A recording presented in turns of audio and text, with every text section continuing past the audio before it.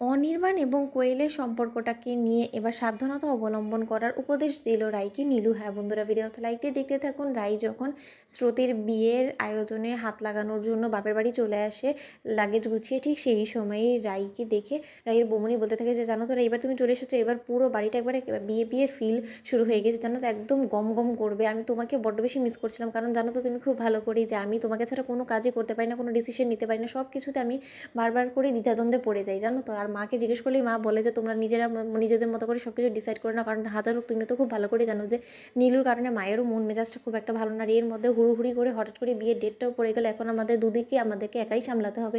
তাই তুমি এসেছো, এবার আমি নিশ্চিন্তে তোমার উপরে ভরসা করে সব কাজ ছেড়ে দিতে পারি, কারণ আমি খুব ভালো করেই জানি যে তুমি সব কিছু সামলে নিবে। ওদেরকে এই কথা বলা মাত্র রাই বলতে থাকে যে আমাকে অনির্বাণই বারবার করে বললো যে রাই তুমি না হয় আগে ভাগেও বাড়িতে চলে যাও, তাহলে অন্তত বৌমনির হাতে হাতে কিছু কাজ এগিয়ে দিতে পারবে। এই কথা বলা মাত্র নীলু বলতে থাকে যে দিদি ভাই, এটার উল্টোটা কিছু তো আবার অনির্বাণ দাদাভাই মিন করেনি, তুই যেটা হয়তো বা বুঝতে পারিসনি, না এমনও তো হতে পারে যে অনির্বাণ দাদাভাইয়ের উদ্দেশ্য অন্যটা ছিল আর তুই বুঝলি অন্যটা। এই কথা বলা মাত্র রাই বলতে থাকে যে নীলু তুই কী বলতে চাচ্ছিস, আমাকে একটু পরিষ্কার করে বলবি। না আমি বুঝতে পারছি না, তুই অনির্বাণের উদ্দেশ্যটা হঠাৎ করে এতটা ভালো আমার থেকে কী করে বোঝা শুরু করে দিলি বলতো, যেখানে কিনা তুই আমাকেই সহ্য করতে পারিস না, সেখানে আমার বরকে তুই এতটা ভালো বুঝে গেলি। বল তোর কী মনে হচ্ছে যে কি অনির্বাণ আমার কাছ থেকে লুকোনোর চেষ্টা করছে, বল। ওদেরকে এই কথা বলা মাত্র রাইকে নীলু বলতে থাকে যে দেখ দিদি ভাই, তুই এ বাড়িতে চলে এলে তাহলে তো সব থেকে ভালো অনির্বাণ দাদাভাইয়ের, কারণ সেখানে সে আর যাই হোক না কেন নিজের পুরানো সম্পর্কটাকে ঝালিয়ে নিতে পারবে কোয়েলের সাথে, আর তুই কোনো মতে কোনো অক্ষরে টেরও পাবি না। কারণ তুই দেখ না, নয়তো বা অনির্বাণ দাদা ভাই তো চাইলে নিজেও তোর সাথে চলে আসতে পারতো, কারণ হাজার হোক সে এবারই বড় জামাই বলে কথা, সে সকল কাজে হাত লাগাবে, সেটাই তো স্বাভাবিক, তাই না।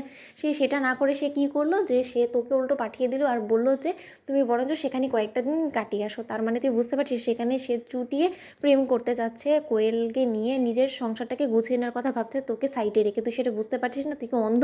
এতটা পুরুষ জাতির উপরে না বিশ্বাস করে বসিস না, জানিস তো দিদিভাই, কারণ আমি আমার লাইফের এক্সপিরিয়েন্স দিয়ে এতটুকু অন্তত তোকে বলতে পারি যে তুই আর যাই হোক না কেন খোলা চোখে সব কিছু দেখার চেষ্টা কর। তুই যদি এরকম করে অন্ধের মতন বিশ্বাস করে যাস না তোর বরের উপরে, তাহলে তুই দেখবি যে একদিন হয়তো বা তুই সর্বস্ব হারিয়ে তুই বাপের বাড়িতে আমার মতন এখানে এসে পড়ে আছিস।